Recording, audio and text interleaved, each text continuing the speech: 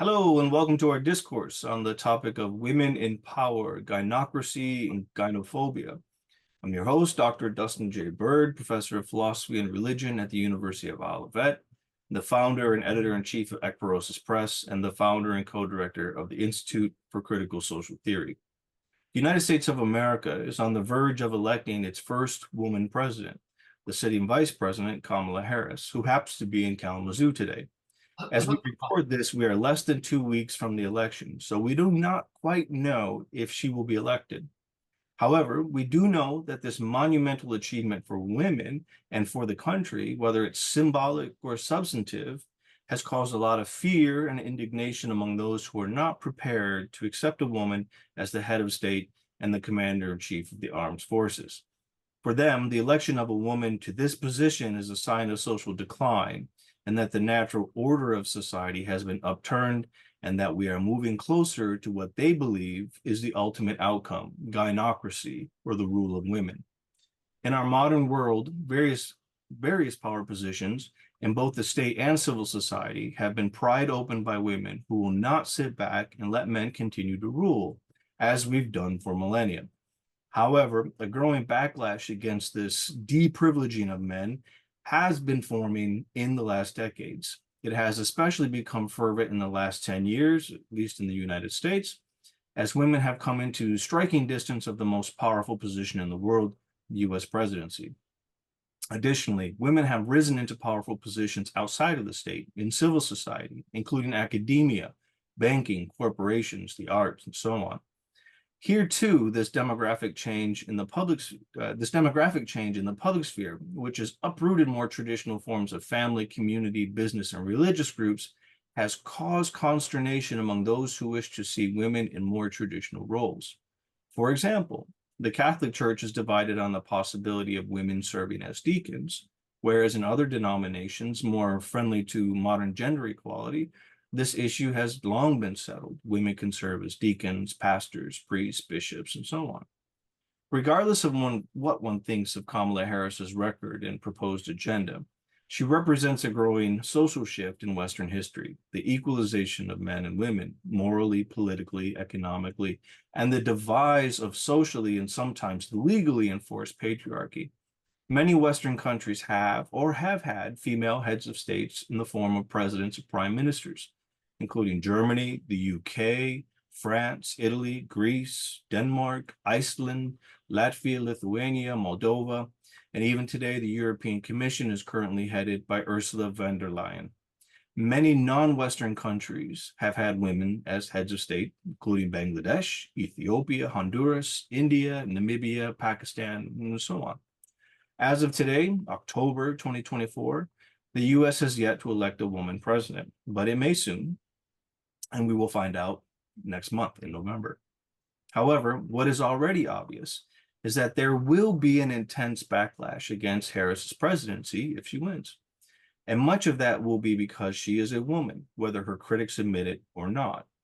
If Donald Trump, who has a long record of misogyny and was recently adjudicated guilty of being guilty of sexual assault, if he wins the election, millions of women will take to the streets, reminding their adversaries that they will not go back.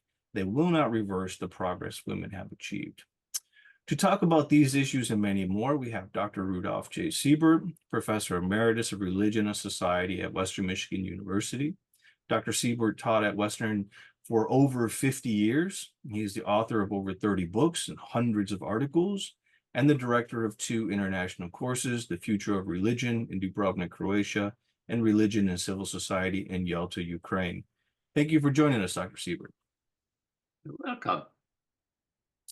So I thought we would start with a little bit of history. And I would like to ask you the question, when in history, whether that be ancient, medieval, or modern history, have women successfully led a given society? Well, there are some famous people like Bachofen and Morgan who discovered during the Enlightenment period that there was something like a matriarchy, a matriarchal period before there was a patriarchal. So they discovered this is not unchallenged, that there was such a matriarchal period, but it is probable.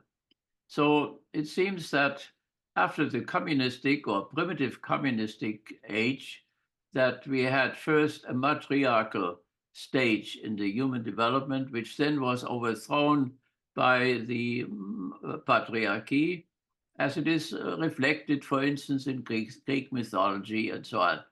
So then what would happen now, or what we can see happening now, is that there is a return, or what people are afraid of is a return of this matriarchal period again, and that seems what the struggle is about. So with tremendous hate even on both sides in this struggle. So I think it's important that we see it in this historical context, and that it is not something accidental which happens to us, but that it is rooted in the historical process as such. So that we had a patriarchal period and then a matriarchal period and then a patriarchal one, and now the overthrow of this patriarchal period, the replacement of men in power positions. So that seems to be behind the present movements on both sides. One often hears that male leadership has been a catastrophe for humanity. For instance, all the major dictators, despots, and demagogues and mass murderers of history have all seemed to have been male. And for some, this alone justifies women taking charge of societies and their most powerful position. Is there any error in this type of thinking? Yeah, I think the idea that women are weak or that women are not warriors or something like that, I think these are all patriarchal prejudices which have been developed against the matriarchal period before. So we see even in the mythology of Judaism, obviously the Genesis myth is obviously produced by a patriarchal society. So it is Eve who sins first and then seduces Adam and so on. In a matriarchal story, it would be the other way around. So therefore, there is this struggle on all levels, cultural level, social level, and so on. And that men are particularly aggressive or women are particularly peaceful or so, that seems to be some kind of a prejudice. As a matter of fact, we had Albright, for instance, the tough ladies and so on, who were involved in wars, and they can be as much warriors as the men can be. And of course, what the stories say about the matriarchy, they were women armies who fought against each other. So I think we have to be careful to what extent we have real scientific issues or to what extent we have ideology understood as the false consciousness or understood as the cover up of economic or political motivations or simply the untruth. There is a lot of ideology going on the patriarchal side and the matriarchal side. Right. So that ideology would be the case, at least on the matriarchal side, that look, if women were in control of the world, these wars wouldn't happen. It would be more peaceful, it'd be more justice filled, it'd be more equitable. That's the ideological side. And then on the other side, as you were saying, from a patriarchal position, that women are incapable of such leadership, that they're too emotional, all these stereotypes about what women are. And so therefore, I mean, if we look at history and we see where women have been in power or in power positions, like you said, Madeleine Albright, or I think of Angela Merkel or Margaret Thatcher. I mean, certainly Margaret Thatcher didn't make the world more peaceful or justice filled or equitable. She got involved in the war. So, so I think we have to differentiate there between ideologies which say certain things about the other side and what is really true. I think psychologically, men and women have the same psychological structure in the sense of superego or ego, and also the id. So the aggressions as well as the libido side may be structured differently, but nevertheless there is aggression. Of course, also in women's psyche, there can be sadistic women, like we see in the concentration camps, or there can be masochistic women as well, as male are concerned. So we have to free ourselves from these ideological prejudices and get to the scientific data we have. So in that case, then it's not so much that, now is the time for women to take control because women would do a better job, but more steered on the principle of equality. Women should have the equal opportunity to be in these positions and to demonstrate that they can do it just as any man. Yeah, right. So yes, there's the whole thing of democracy, of course, the idea of equality or freedom or brotherhood and sisterhood and so on. And that may very well be the resolution for the present antagonism breaking out again. So when we ask where this struggle which is going on now, where it should go to and so on, then it would not be possible really to maintain the masculine power structure or to return to the female power structure, but to go ahead beyond both of them in terms of the development of democratic personalities, women as well as men, and that democratically they could resolve this and then produce among them the issue of equality in discourse with each other. So each couple can say, maybe we try it if we cannot have a democratic marriage or democratic family instead of a patriarchal one. Is that possible? In my marriage, we tried this to promise each other that we would have a democratic attitude toward each other. Well, sometimes you need a little bit more authority in terms of the education and so on. But I think overall it was possible to do that. So I think if there is any way out of the present conflict in terms of a reconciliation, the reconciliation would be a democratic solution to the whole issue. But that may take some time until the men are willing to develop such a democratic personality. And what would that be? The opposite of a democratic personality would be, of course, the authoritarian one. And the authoritarian one would be romantic, it would be nationalistic, it would be capitalistic, it would be sadistic, it would be masochistic, and sometimes it would be racist.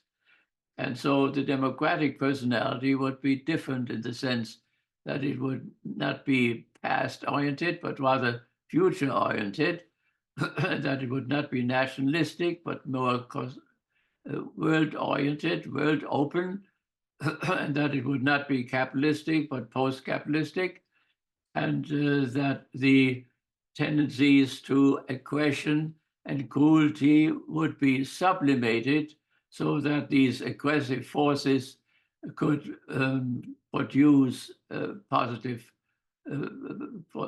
results in terms of going to the moon or writing a dissertation or doing any scientific work that needs a certain aggressive tendency in ourselves. So to make good use, like we do when we turn the aggression in the policeman against the aggression in the criminal, and so keep a certain stability and peacefulness in society if it works out. So this type of sublimation of sadistic and masochistic tendencies, and then the issue of racism, which of course was so prominent in the first fascist movement, and it's again now present again.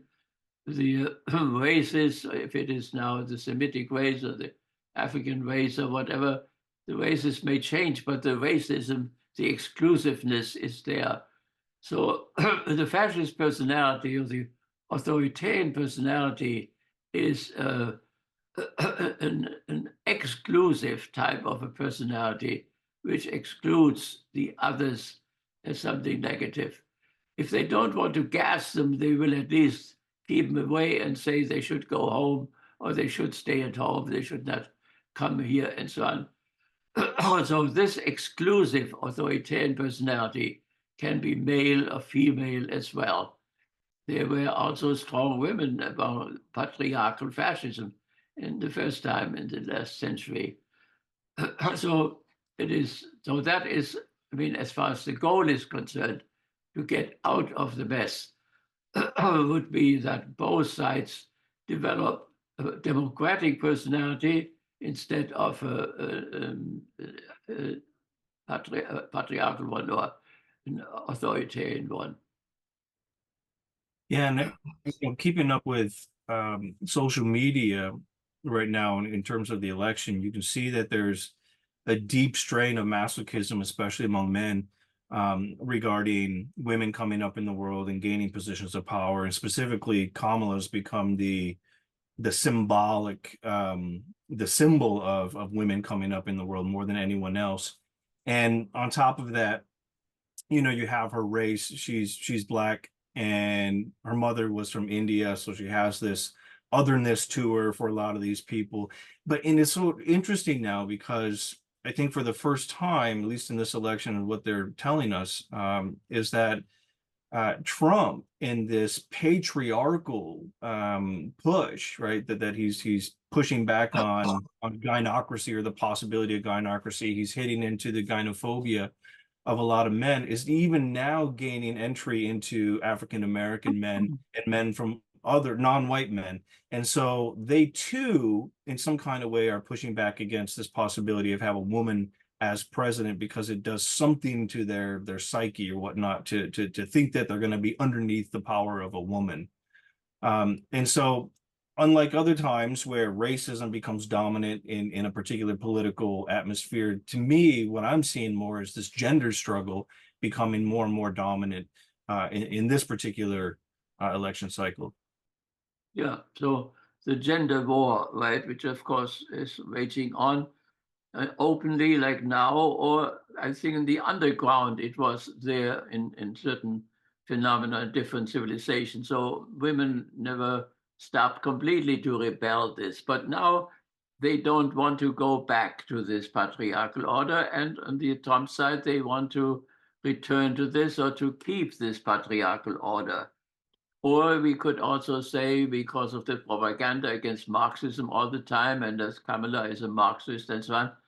So Marxism is this spooky man who is made responsible for whatever goes wrong and so on. So, but she is of course not a Marxist, but that is what is she's called very often. So fundamentally, it has something to do that fascism is a rescue operation for capitalism and against socialism. So it is the response to the socialistic revolution and the attempt to stop it and to initiate a counter-revolution. So in this time, at that moment still, we are in this counter-revolution, neoliberal counter-revolution, which has really dismantled somehow the socialistic revolution. That means it was victorious. And we can see the man-woman struggle as part of this. So in the Soviet Union, the half of the Duma was female already. So also the army, they had whole divisions of women who were more furious fighters than any other male company, which the division which the Germans encountered. So so this part of this socialist capitalistic struggle is also this feminist struggle.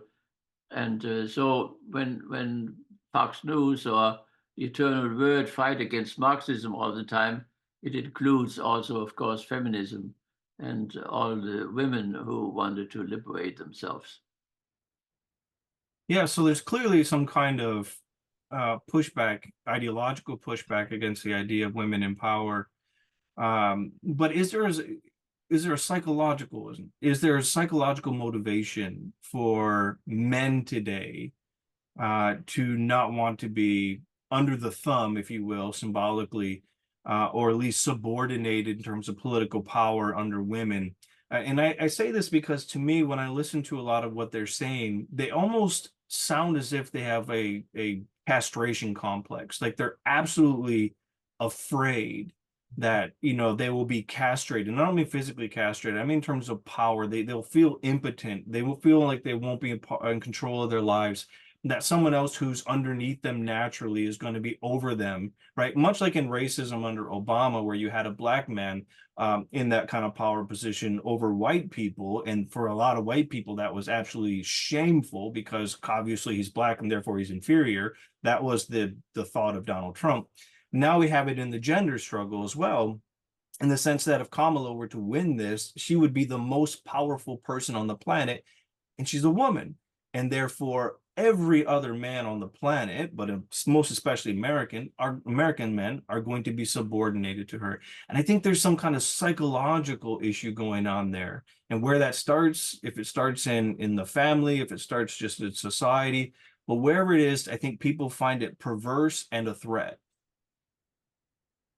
Yeah, I mean, this is all part of the of centuries of patriarchal education in the family and what people experience in the family, the power of the father over the mother. I mean, there is still wife beating going on today. It's unbelievable, but so that starts in the family, really, this patriarchy, and then it goes into civil society, into the corporations, and it goes into politics, into the parties. It penetrates the whole social system.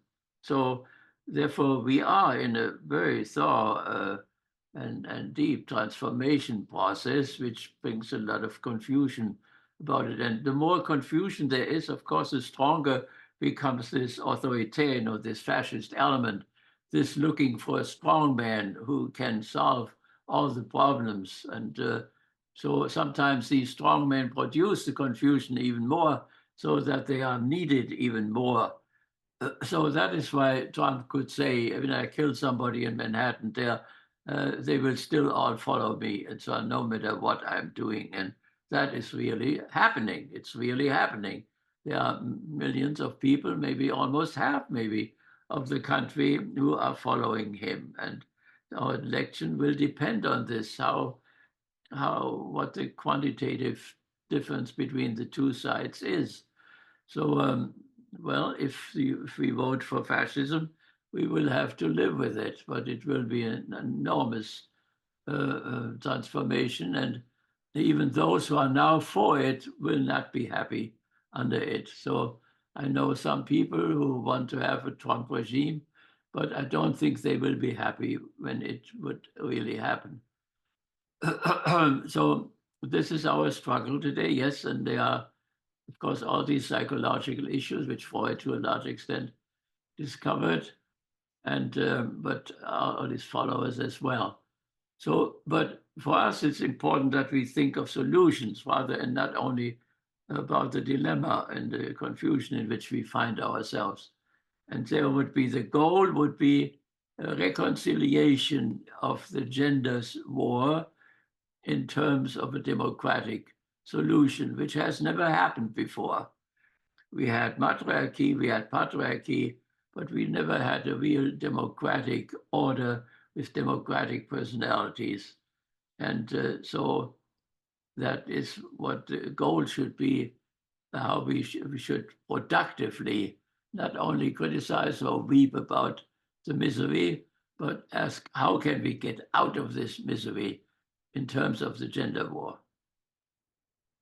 Yeah, I mean, clearly we have to get out of it. I mean, we don't have a future if we remain in this, but I see this entrenched psychological disposition with so many men that I'm following, on social media and reading what they have to say and listening to them. And it struck me listening to someone just recently how demasculated he felt, but it was in a very different sense than what I already articulated about Kamala. for me, he was one of these, pull yourself up by your bootstraps guy. And we've been hearing from them for decades and decades and decades, and under Reagan and under the regime of trickle down economics. And it was always pull yourself up by your bootstraps. And now those men have turned into the most whiny men on the planet. And it's, like you said, Donald Trump is almost like this daddy figure, this father figure, what Eric Fromm called the magic helper, who's going to come down and sweep down and help all of his poor children, right? And because they complain about the price of groceries, they complain about the price of gas, they complain about everything, and they need that Big Donnie, the daddy, to come down and help them.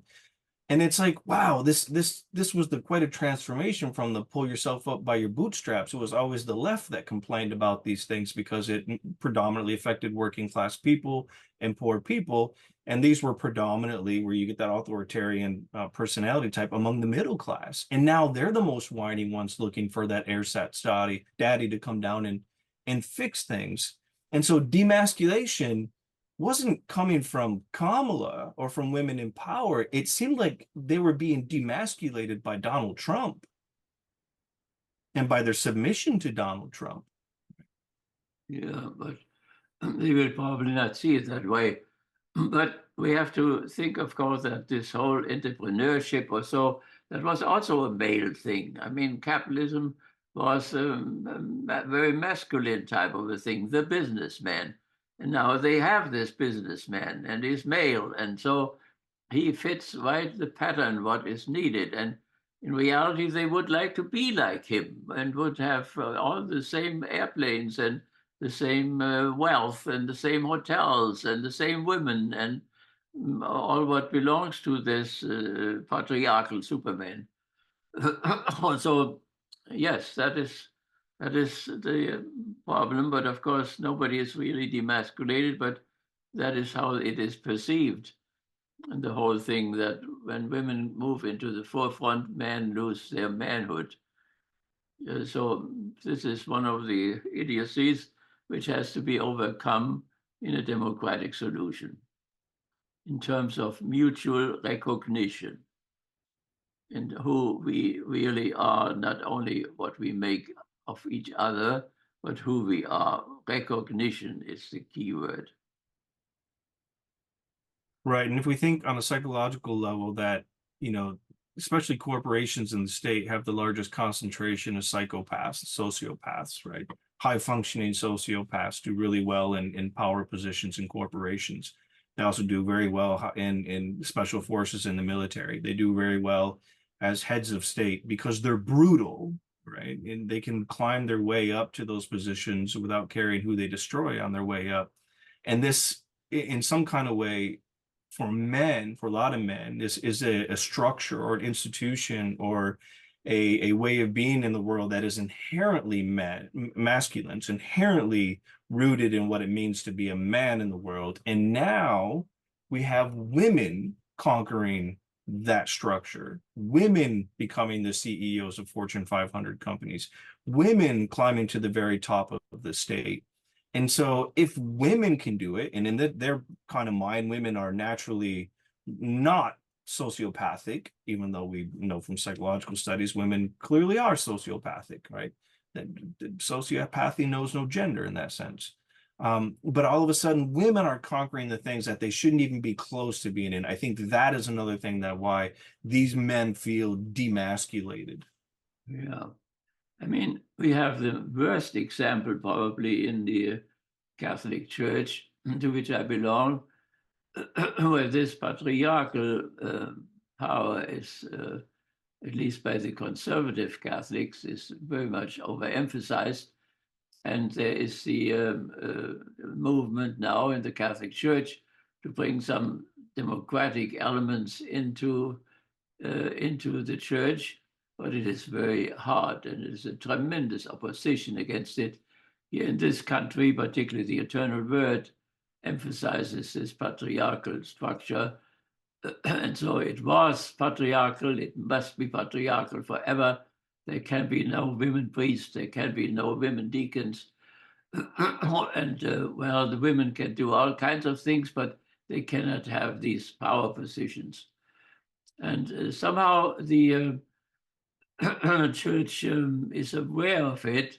So there was recently an event in Rome where cardinals repented that they transformed authority into power, and that there was something wrong with this. But the question is how far this confession goes, really, and if it will include women. So there are, of course, progressive elements also in the Catholic Church, but they are not coming to the foreground. The Pope has not even chosen an American cardinal this time, but has gone to the periphery of the universe in order to get his cardinals.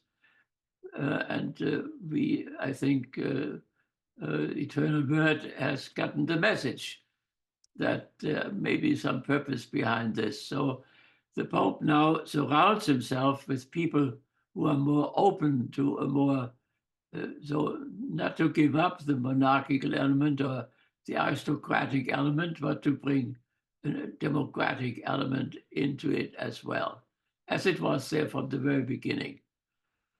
Paul resists Peter into his face when Peter becomes weak in terms of dietary laws. So Paul is a good symbol for this democratic element in the church.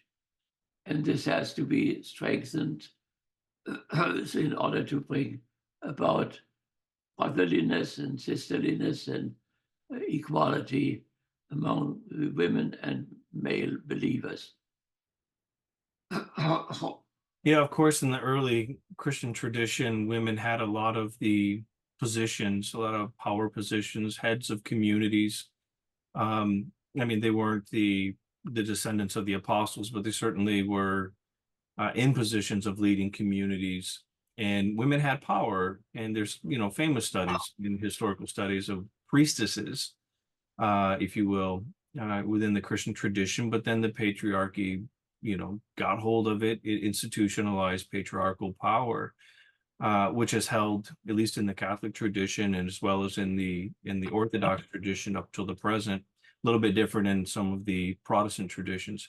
But do you think that there will ever be a female pope? Well, there was a female pope once. During the procession in Rome, she gave him birth to a child during the procession. So something like that did happen, but it was very much illegal. So, well, I don't think that it will go that far, but I think the possibility of women's ordination to deacon and priests may very well be possible, and the Pope has kept it open, so it will not be decided this year, but it will be discussed further, and that is always a good sign. Yeah, I And then think. there is something very positive in Catholicism in terms of Mariology. So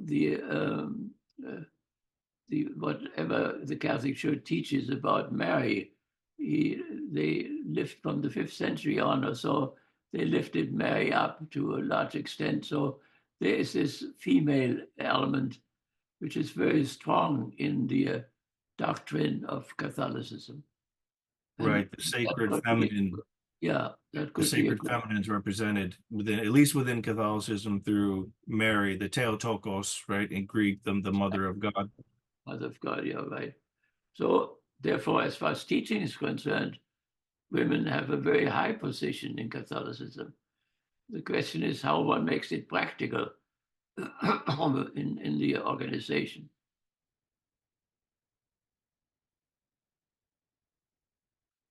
Pope Joan is the one you were talking about, Johannes Angelus. I think that was, I mean, some historians say it's a complete fabrication. Of course, that might just be the church covering it up. And in another case, other scholars say, no, there really is something to it, that Pope Joan existed in the 9th century. Yeah. And so it's interesting, but obviously the official church position is that she was never a she, it was he, it was Pope Giovanni as opposed to Pope Joan. Yeah, right. Well, I mean, okay. you can see from that, just for the attempt to suppress that, if it is true, the attempt to suppress it has something to say about the commitment to never having a female pope or a female successor to Saint Peter. Obviously, because Saint Peter, being the successor to Jesus of Nazareth, was male, and therefore that succession remains with men. And that, at least from what I understand, is not to say that women are somehow inferior. It just happens to be that that position is a male position. Yeah. Yeah. No, there's no there's no degradation involved or so looking down on women as such, but there's a very rigid holding on to this patriarchal, and one can see it every night in the news there of Eternal Word that this patriarchal element is there very powerfully. And I hope it will not come to a schism over this question. We do not need another schism. Yeah, another thing that you find in like Judaism, story of Lilith, Lilith being the other who was created alongside Adam, which is it's a tradition within the Jewish tradition, but it's not a tradition within the Christian tradition, that somehow Adam's original wife was created at the same time as him, of the same substance as he was created from. So therefore, she's equal to him, and she's not bound to submit to his authority. But they're democratic in that sense. They are co-authorities over each other. And then, of course, as you know, the tradition goes, Adam protests this, and God eventually banishes her from the Garden of Eden, and she becomes the archetype of the fallen woman. And therefore, in her place, God creates Eve, and Eve comes from the side of Adam, comes from Adam, from the substance of Adam, from this rib. And therefore, she is subordinate to him. And somehow that becomes the patriarchal myth that is supposed to govern the way we understand gender. And so that story in and of itself, that would hint at a more equal way of being in the world among men and women, especially if, as in a couple in a marriage, that is suppressed within the Christian tradition. Yeah, but I mean, in Judaism now we do have some progress. So there are female rabbis now, which was unthinkable a few decades ago, but we have one in the neighborhood here. So, um, so it's a possibility that the patriarchal order can be at least can open up for these possibilities. And of course, they feel when you open up that you will be undermining the patriarchal position. And so some people are very stubborn in holding on to it. But I think it's a hopeless affair.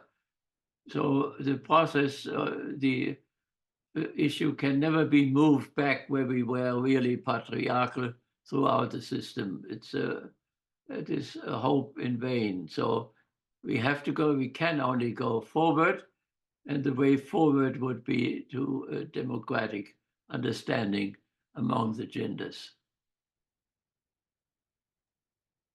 Yeah, that would be the way forward. And that of course depends on the different spheres of society as well, the political sphere, the economic sphere, family, the family sphere, the education. I mean, already now throughout much of the world, women outnumber men in university. It certainly is the case in a lot of the big universities in the United States. It's not a major outnumbering it, but it's just over.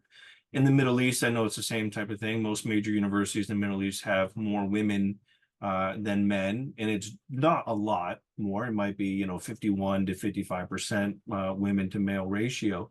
But in the family, I think this is one of the interesting things, especially about where we are today.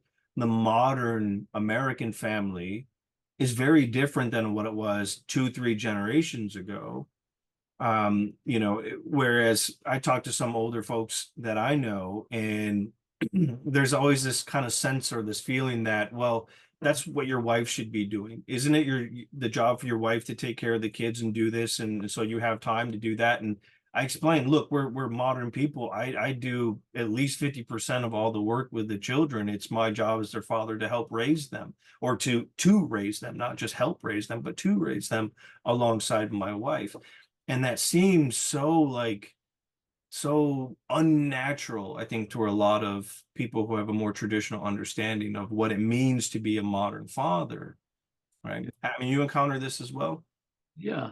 I remember after the war, when Germans saw the first time that American soldiers, even officers, would push a baby carriage through the street. That was unbearable for them, that a man could push a baby carriage. And so, yes, I mean, there was a division of labor. The man was outside the family and earned the bread, and then also was a soldier.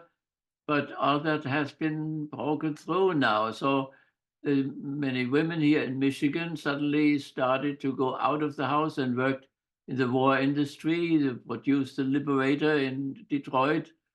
And so that the war had a lot to do with promoting the weakening of the patriarchy and also bring women into other fields in all fields of human society. And this development cannot be stopped. They cannot be pushed back into the box again. So the way can only be forward. And there can be, of course, a long chaos where both sides gain ground, but at the same time hate each other in the process, and that would be very unfortunate. And I also think one of the ramifications of that type of situation, that type of more democratic family, is that it can help break the cycle of this patriarchy, right? That your children see you in a equal relationship with your spouse. And so they don't see you dominate as a man, for instance, in the traditional sense, right? That you're dominating your wife, so therefore she does what you tell her to do. You ultimately make the decisions that matter. But they see that it's a way of working together for the benefit of the entire family, that you're equal spouses in a family. And I'm hoping, if anything, that type of structure within a modern family can break the patriarchy that is so often just passed along generation after generation after generation, which of course then causes all these problems in what now is called the manosphere or the mannersbund, you know what I mean? Um, and so a change in the family can bring about a change in society. Do you agree with that? Yeah, right, right. So the Frankfurt School did most of its studies of the patriarchal or the authoritarian personality in the family studies. And yes, the origin is the family. That is where the character of the children is formed and shaped. And if they have an authoritarian father, they may very well imitate him. Or a change takes place. So and that can be, of course, produce a lot of restlessness in the family as well. And it does at this moment. So, um, yes, so we are in the middle of the struggle, but I think we have to emphasize always the way out of it. And the best way out of it is the democratic situation, not only for the family, but for all entities of society, and that what is at stake is the next election, in which people will decide if they will have an authoritarian system or if they will continue to develop their democratic system, because it was far from being perfect, but at least it was in progress.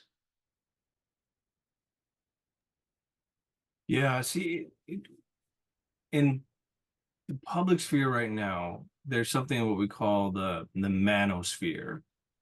And it's kind of like this bro culture, if you will, and it's pushed by people like Jordan Peterson, who is the psychologist at the University of Toronto, um, Andrew Tate, this doubling down on what some people call toxic masculinity, but it's doubling down on male privilege, things like this.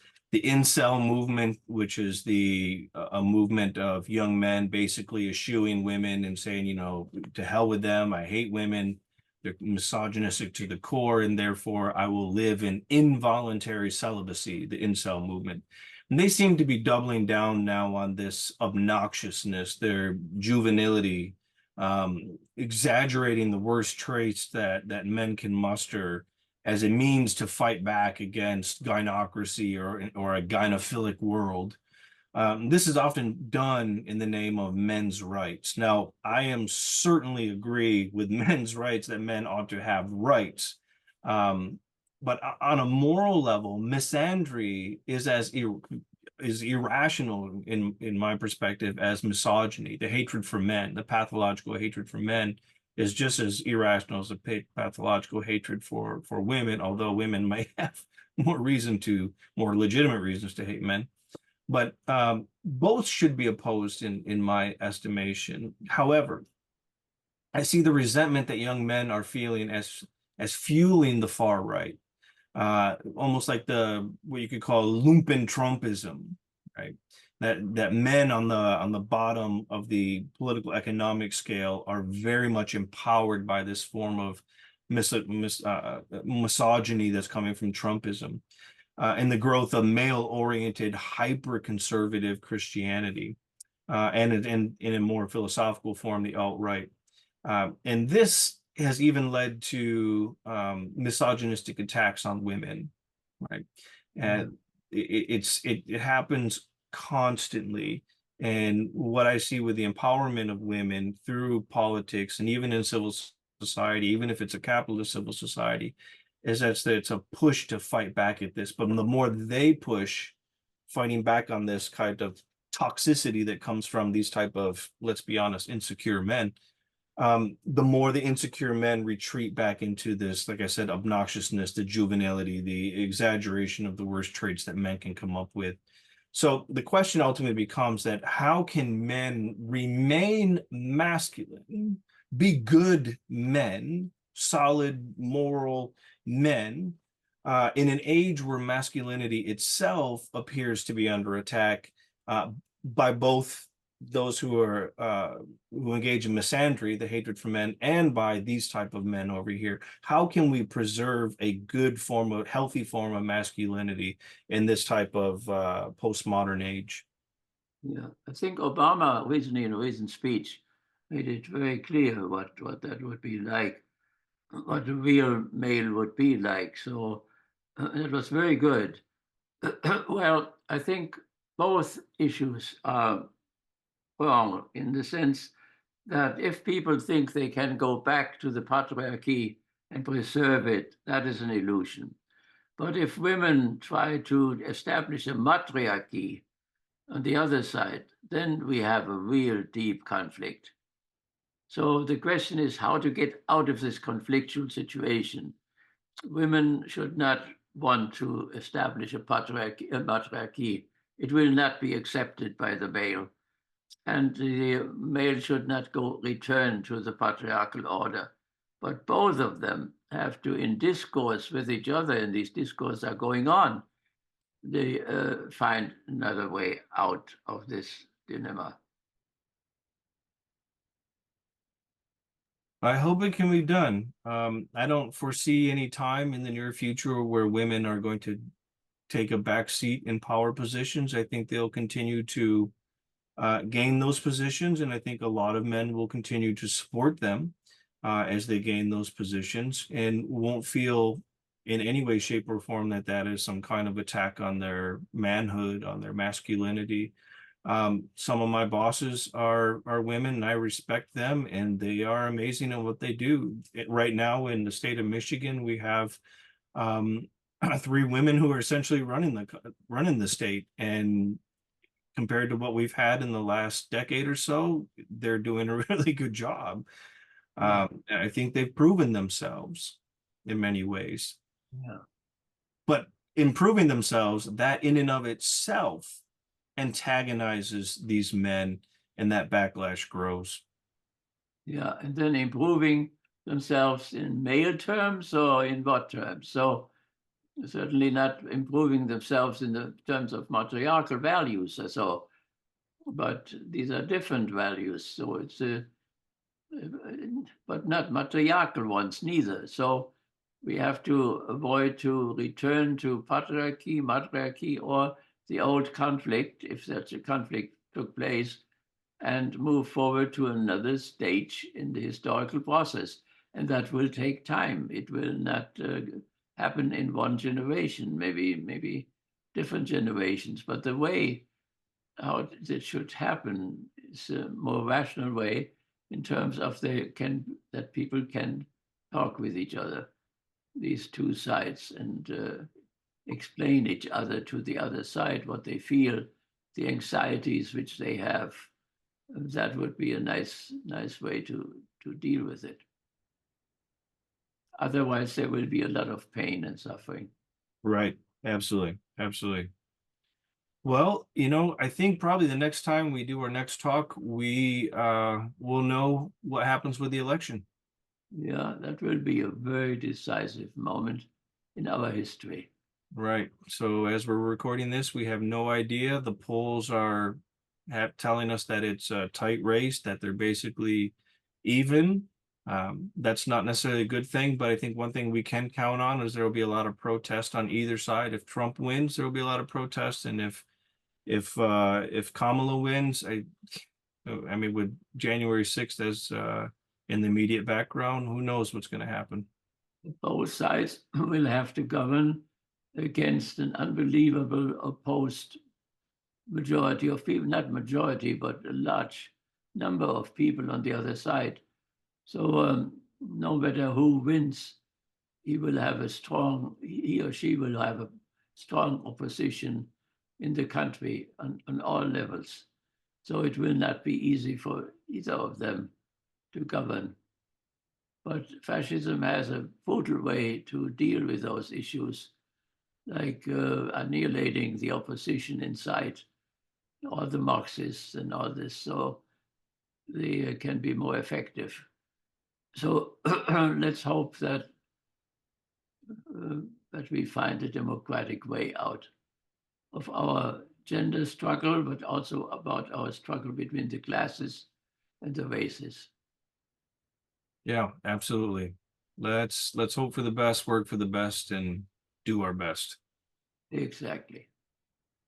All right. Well, it's been wonderful talking to you about this issue, women in power and misogyny and gynophobia and gynocracy and everything else that we got into. Certainly, this is a big topic that we could go on for days on. And so, but I thank you very much for having this discussion with me, Rudy, and I will definitely see you next time when we do this.